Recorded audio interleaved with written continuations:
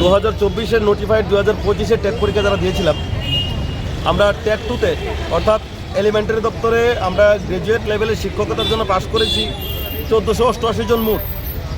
আমরা এর আগে বিগত দিনে অনেকবার আমরা শিক্ষা দপ্তরের সামনে গিয়েছি আমাদের বিভিন্ন দাবি নিয়ে, যে আমাদের সবাইকে যেন একসঙ্গে নিয়োগ করা হয়।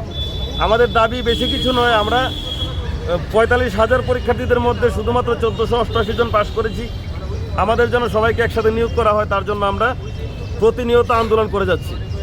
আমরা প্রতিনিয়ত চেষ্টা করছি আমরা আমাদের ত্রিপুরা রাজ্যের মাননীয় মুখ্যমন্ত্রী তথা আমাদের শিক্ষামন্ত্রী স্যারের সঙ্গে দেখা করার।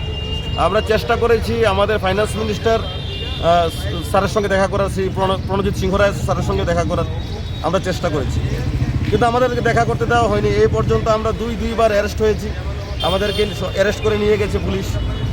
আমাদেরকে কোনো মন্ত্রী মিনিস্টারের সঙ্গে দেখা করতে দেওয়া হয়নি। তারপরেও আমরা 2 দিন পর পর শুধুমাত্র আমাদের দাবিটা জানানোর জন্য, মুখ্যমন্ত্রী স্যারের একটু প্রতিক্রিয়া পাওয়ার জন্য আমরা এখানে আন্দোলনে মিলিত হচ্ছি, কিন্তু আমরা কোনো রকম প্রতিক্রিয়া পাচ্ছি না। আমাদের একটা ভাবনা ছিল যে বিধানসভার যে অধিবেশন বর্তমানে চলছে, এই অধিবেশনের মধ্যে হয়তোবা আমাদের এলিমেন্টারি গ্র্যাজুয়েট টিচারের বিষয়টা নিয়ে কথাবার্তা হবে। হয়তোবা মুখ্যমন্ত্রী স্যার আমাদেরকে কোনো আশ্বাস দেবেন যে কিছুদিনের মধ্যে কবে নাগাদ আমাদেরকে নিয়োগ করবেন, কিন্তু ওরা কোনো প্রকার কোনো প্রতিক্রিয়া, আমাদের মুখ্যমন্ত্রী স্যার বলুন, আমাদের অন্যান্য মন্ত্রী মিনিস্টাররা বলুন, তারা কোনো প্রকার প্রতিক্রিয়া দিচ্ছে না। আমার একটা প্রশ্ন, যেহেতু আমরা ত্রিপুরা রাজ্যের হবু শিক্ষক এলিমেন্টারি দপ্তরের, আমরা যেহেতু যেতে পারবো না আমরা বিধানসভায়, আমরা কাকে প্রশ্ন করব? আমরা আজকে সিটি সেন্টারের সামনে দাঁড়িয়ে ত্রিপুরার মাননীয় মুখ্যমন্ত্রী শ্রী মানিক সাহা স্যার সহ বিধানসভায় উপস্থিত, অধিবেশনে উপস্থিত ত্রিপুরা রাজ্যের 60 জন এমএলএকে তথা যারা মন্ত্রীরা রয়েছেন তাদেরকে সহ আমরা বাইরে থেকে এখান থেকে প্রশ্ন করছি যে আমাদের নিয়োগ নিয়ে কোনো কথাবার্তা কেন হচ্ছে না? আমরা কতজন পাস করেছি?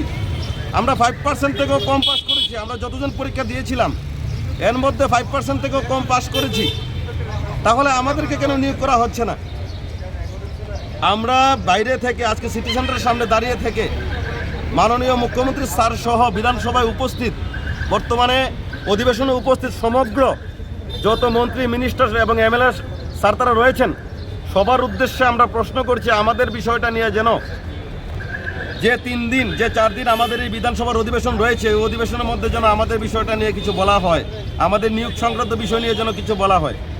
না হলে আজকে আমাদের এই আন্দোলনে আমরা যে এখানে 100 জনের মতো লোক এসেছি, আসার কথা ছিল আমরা 1000-এর মতো লোক, 1000 ক্যান্ডিডেট, আজকে আমরা এখানে 1488 জন ক্যান্ডিডেট আমরা এখানে আসার কথা ছিল।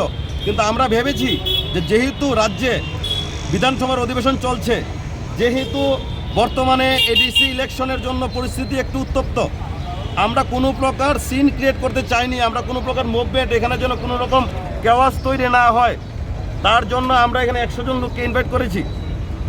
আমরা কিন্তু পারলে 1488 জনকে লোককে এনে এই সিটি সেন্টার সহ আগরতলার এই রাজপথ আমরা আজকে এখানে দখল করতে পারতাম, এখানে বসে পড়তে পারতাম সবাই। একটা কেওয়াস তৈরি হতো এডিসি নির্বাচনের আগে, আমরা এই কেওয়াসটা আমরা চাইনি। আমরা মুখ্যমন্ত্রী স্যারের উদ্দেশ্যে এবং বিধানসভায় উপস্থিত সমগ্র আমাদের তারা আমাদের অভিভাবকের মতো, সম্পূর্ণ ত্রিপুরা রাজ্য তাদেরকে নিয়ে চলে, সবার উদ্দেশ্যে বলছি আমাদের নিয়োগ নিয়ে কিছু বলুন। না হলে আমরা আগামী 3 দিনের মধ্যে আমরা বিধানসভা অভিযান করব। অধিবেশন চলাকালীন 1488 জন ক্যান্ডিডেট আমরা বিধানসভা অধিবেশন করব আগামী 3 দিনের মধ্যে। আমরা প্রার্থনা করছি সমগ্র আমাদের মন্ত্রী মিনিস্টারদের কাছে, আমাদের শিক্ষামন্ত্রী স্যারের কাছে, আমাদেরকে নিয়োগ করুন। কারণ যে 1020 জনকে নিয়োগ করার জন্য নোটিফিকেশন ইতিমধ্যে দেওয়া হয়েছে, এই 1020 জন লোক কিন্তু নিয়োগ হবে না। কারণ এসটিজিটি এসটিপিজিটি যে পরীক্ষা হয়েছে, এই পরীক্ষার মধ্যে কিছু সংখ্যক নিয়োগ হয়ে যাবে। আলটিমেটলি কী হবে, আমাদের যে এলিমেন্টারি ডিপার্টমেন্টের 1020 জন শিক্ষক, এখান থেকে কিছু মানুষ চলে যাবে এসটিজিটি এসটিপিজিটিতে, আমাদের এলিমেন্টারি ডিপার্টমেন্ট কিন্তু ফাঁকাই রয়ে যাবে।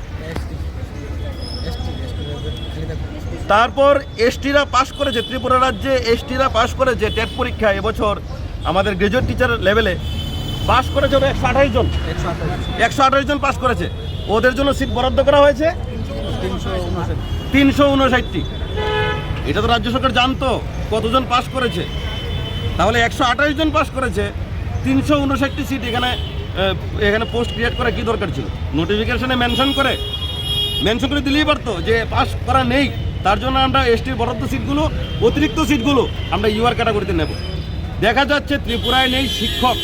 সমস্ত মন্ত্রী মিনিস্টার তারা একটাই কথা বলছে যে ত্রিপুরা রাজ্যে শিক্ষক নেই। তো যেহেতু শিক্ষক নেই, 400 স্কুল, বর্তমানে ত্রিপুরা রাজ্যে 400 স্কুল সিঙ্গেল একজন শিক্ষক দিয়ে চলছে। আপনি ভাবুন, একটি রাজ্যের একটি বিদ্যালয়ের মধ্যে একজন শিক্ষক, তাহলে বিদ্যালয়ের অবস্থা কি হবে?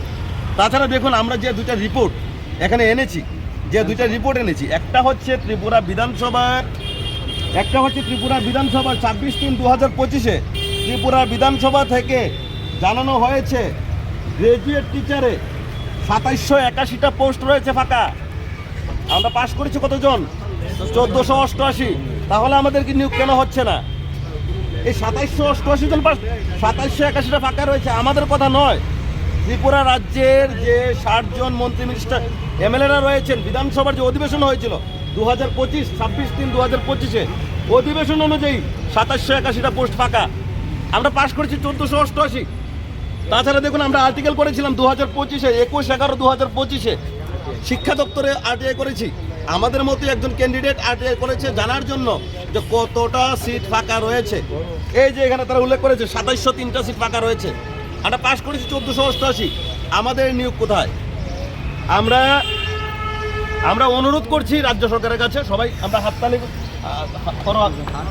জোর করে আমরা অনুরোধ করছি, আমাদেরকে দয়া করে নিয়োগ করুন স্যার। না হলে এই আর বিলম্ব করবেন না। সামনে এডিসির নির্বাচন, রাজ্যের স্বার্থে, সরকারের স্বার্থে, জনগণের স্বার্থে আমাদেরকে নিয়োগ করুন। না হলে আগামী 3 দিনের মধ্যে আমরা বিধানসভা অভিযান করব 1488 জন ক্যান্ডিডেট।